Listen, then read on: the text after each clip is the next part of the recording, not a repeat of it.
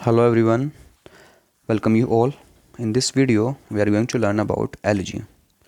In our last video, we have learnt about sonnet. As sonnet, elegy is also a type of poem.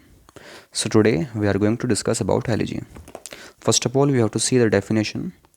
A poem of serious reflection, typically a lament for the dead. जब भी किसी व्यक्ति की मृत्यु होगी उसके बाद जो कोई पोएम लिखेगा पोएट उसको हम एलिजी कहेंगे। सीरियस रिफ्लेक्शन में होकर पोएम लिखेगा। लेमेंट वर्ड इसको हमें याद रखना है। लेमेंट वर्ड क्या है? लेमेंट का मतलब है विलाप गीत। जब भी कोई विलाप गीत किसी व्यक्ति के मृत्यु के होने के बाद विलाप गीत के रूप में एक पोएम लिखेगा पोएट, उसको हम एलिजी कहेंगे। अब इसमें हम सिर्फ एक ही बात याद रखने की होगी, और वो बात क्या है कि यहाँ पर किसी व्यक्ति की मृत्यु हो रही है। यहाँ पर सेंस ऑफ लॉस है। जब भी कोई मर जाता है, उस मरने के बाद जब कोई पोएट सीरियस रिफ्लेक्शन में होकर पोएम लिखता है, उसको हम क्या कहते हैं? एलिजी कहते हैं। Elegy is A formal and sustain poem. Elegy क्या है? एक फॉर्मल एंड सस्टेन पोएम है कि बहुत ही फॉर्मल वे में लिखी जाने वाली पोएम है। इसमें हम कुछ भी चीज़ बढ़ा चढ़ा कर नहीं लिखते, एक सिंपली फॉर्मल वे में हम इसको लिखते हैं। Lament for the death of a person. जब भी किसी व्यक्ति की मृत्यु होगी उसके बाद हम लेमेंट का मतलब विलाप गीत। जब भी किसी व्यक्ति की मृत्यु होगी उसके बाद एक विलाप करते हुए पोएम पोएट लिखेगा, तो उसको हम क्या कहेंगे? एलिजी कहेंगे। अभी हम इसकी कैरेक्टरिस्टिक्स देखते हैं। First, formal language.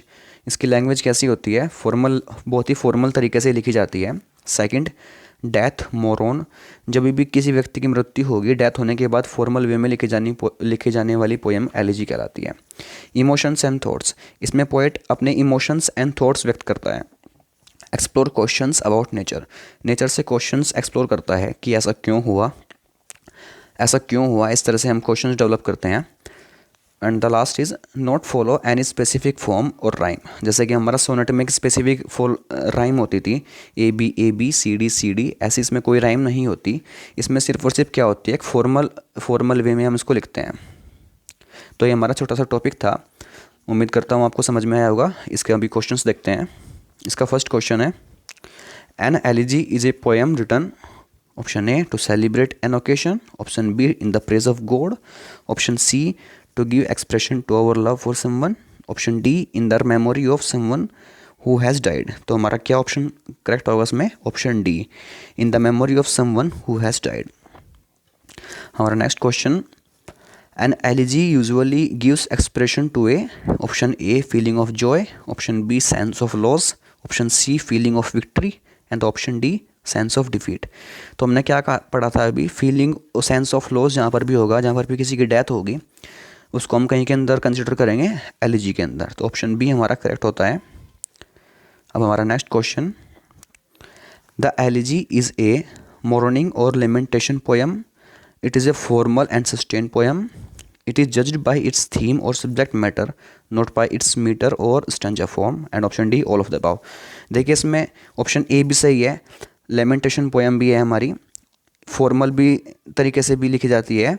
Option C भी सही है हमारा, क्योंकि क्या होता है इसमें हम इसकी थीम से जज करते हैं, ना कि इसकी स्टैंजा फॉर्म से। तो इसमें कौन सा हमारा आंसर होगा? इसका हमारा आंसर होगा ऑप्शन डी, क्योंकि तीनों ही ऑप्शन हमारे क्या हैं? सही हैं। हमारा next question, a lament for the dead is a feature of. Lament का मतलब विलाप गीत। किसी व्यक्ति की मृत्यु के होने के बाद जो हम विलाप गीत लिखते हैं उसको हम किसकी फीचर है? Option A ode, option B elegy, option C sonnet, option D drama. तो किसकी फीचर है ये हमारे एलिजी की फीचर है। So thanks for watching this video. यहाँ पर हमारा टॉपिक खत्म होता है। I hope you found this video informative. Thank you for watching this video once again, and I will see you in the next video.